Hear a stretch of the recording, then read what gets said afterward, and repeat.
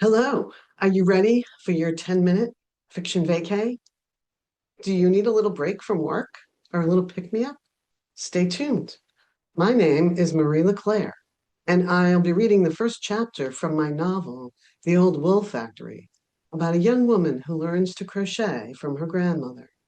But the family tradition of crocheting is a little unusual. This novel has an accompanying crochet pattern that can be purchased separately online. I hope you enjoy it. The Old Wool Factory, Prologue. Joy woke up drowsy from a mostly drug-induced sleep. It was 5 p.m., and the pain was alerting her to the need for the next medication regimen. She could hear her mother downstairs in the kitchen preparing what she supposed was the tea and toast that passed for dinner. They had had their differences over the years, one of her regrets, but her mother had put it all aside without hesitation when the diagnosis came in. She pushed herself up on the pillows and picked up the crochet hook resting in her lap from earlier in the day. She was working on a small circular afghan. She had started it 2 years earlier when the diagnosis had been handed down. It still seemed unbelievable that her life would be over at 54. But here she was. The current row would be her final one. The stitch was angel wings.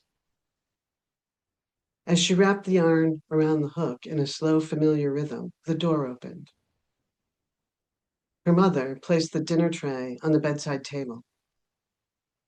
"Hi, Mom," she said weakly. "I'm just finishing the last round." "No, you can't finish it, Joy. Please, not yet." "I have to. You know it." "No, it can wait. You have one more treatment in Buffalo next week. That one could work. You don't know." Joy dismissed her with a shake of her head. "I won't last that long, and you know it." Joy struggled to hold up her work, showing Irene her progress. "Just another 2 pairs of wings, and I can close the round." "Not now. You need to eat." Irene moved the crochet onto an upholstered chair opposite the bed and replaced it with her evening meal. Today's entree came with a dollop of applesauce placed beside a small plastic cup containing the palliative pills that would get her through the night. "You'll have to finish it, Mom, please. You have to do this for me. You know there's no other ending." "Stop talking and eat." "Promise me, Mom." Joy was just as insistent, using what energy she had to sit a little taller and stare her mother down.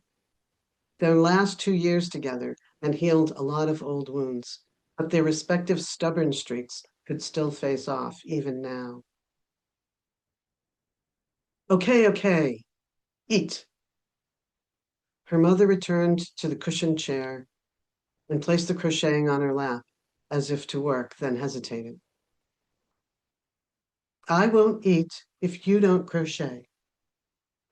Her mother picked up the hook with a tired ease. She took a moment to admire the intricate carvings on the hook's base. It had come over from the old country more than a century ago, but it dated back even further than that. Dark with age and continued use, the grain of the wood could barely be seen. The meaning of the unusual design was lost to time. "All right, you win. Although it hardly matters now. The magic is nearly gone." Irene knew it was true for her, but she suspected its power was still strong if wielded in the hands of youth. Joy watched her mother begin the next motif as she started on her evening ritual by swallowing the first pill and chasing it with some applesauce. "You don't know that. It could be my daughter. You have to tell her. She's next in line." "Ah, Gabriella, you should have told her yourself years ago. But no, now you leave it to me." "I was waiting for the right time. You know that." You were stalling. You didn't want her to know. Irene crocheted without thought, the memory of the stitches familiar to her fingers. Really, Mom? Are we going to do this on my deathbed? You chose the timing. Don't blame me. Joy laid her head back on the pillow and sighed. Will you tell her? Irene's shoulders relaxed. Yes, I'll tell her. She's the only hope for the town at this point, and for the family legacy she doesn't even know about. Joy winced with a wave of pain. Tell her I'm sorry I didn't tell her myself. Yes, yes, I'll tell her. Rest now. Joy swallowed the last of her pills and escaped into sleep. Irene remained with her, finishing the last of the angel wings, connecting the last stitch to the first. She tied off the round, snipped the yarn, and wove the tail in, forelaying the piece over her daughter's unconscious body. She took the hook and yarn with her as she closed the door. Downstairs in the sitting room, Irene started a new piece of crochet work, her heart breaking with each pass of the hook. White yarn to begin, using the stitches for sorrow and tears so familiar to her hands. She wept while she worked. Upstairs, Joy exhaled for the last time, releasing her soul from its confinement. Chapter 1. Why does it have to be me? Why now? I'm 24 years old. What the hell am I going to do in Branford? And who thinks I'm even capable of taking care of my grandmother? Gabby clenched her fist, stopping just short of pounding it on the small bistro table. I don't like this any more than you do. Dylan threw up his hands. Who's taking care of her now? Her brother, Uncle Byron from Arizona. Well, why can't he stay? He's got a laundry list of diseases and conditions that apparently must be treated in Phoenix by a team of doctors. A team. Who has a team of doctors?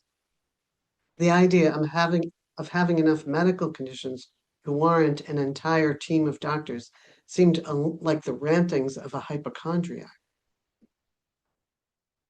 Isn't there anyone else? We've been over this, Dylan. Mom's older brother lives in Vancouver, and her younger one is out of the country for 2 years building a dam in Chile. Great, Dylan let out a huff. Well, maybe it won't be for too long, and you can convince her to move here. The here Dylan referred to as Albany, New York. There's so much more to do and better medical services if she needs it. Nanna isn't leaving Branford unless it's in a pine box. Gabby hesitated, recalling their most recent argument, then added, and not even then. Geez, Gabby, you just buried your mom. Now they expect you to give up everything and move to the middle of nowhere? To what? To take care of an old lady who refuses to leave a town that's dying anyway? Gabby took offense. Hey, that's my grandmother you're talking about. Sorry, Gabs, but you have to admit, this is all pretty crazy. Crazy or not, there's no one else. Can't you just pay someone out there to look after her? Gabby's glare caused him to wince. Would you just pay someone to take care of your grandmother? She held up her hand. Don't answer that. And what about your job? What about our apartment? What about us?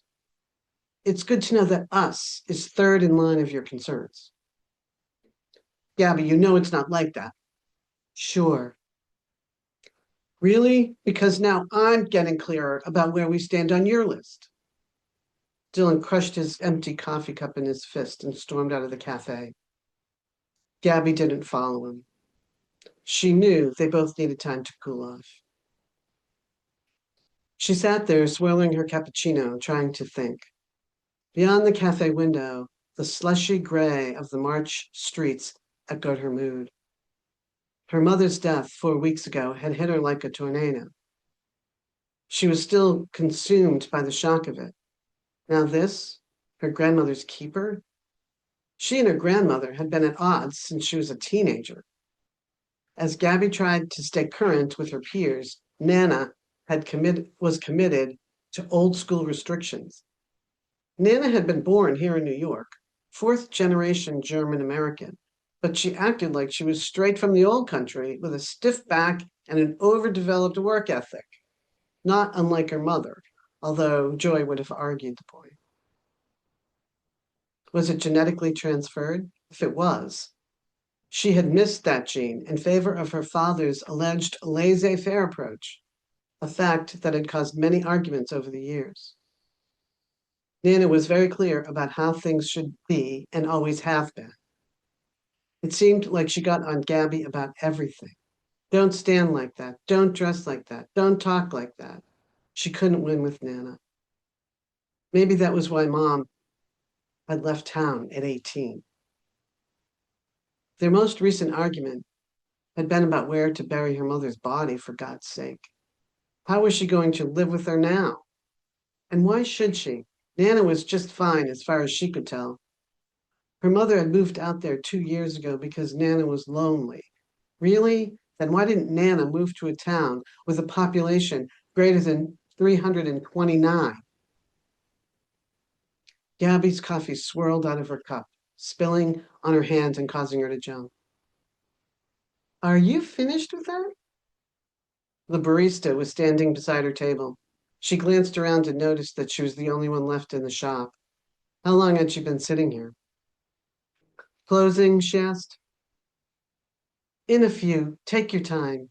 You look like you've got a lot on your mind. Gabby looked at her. You have no idea. We've come to the end of our story. I'm happy you stayed with me. I hope you're feeling better than when we started. Sometimes all it takes is a little vacay in the middle of the day. If you're wanting more of the story, you can purchase the book on Amazon and on most book marketplaces. And there are a lot of other stories here on my channel to listen to, or you can check out my website, marie-leclaire.com. The links are in the description below. And please like and comment before you go. See you at the next vacay. I wonder where that will be.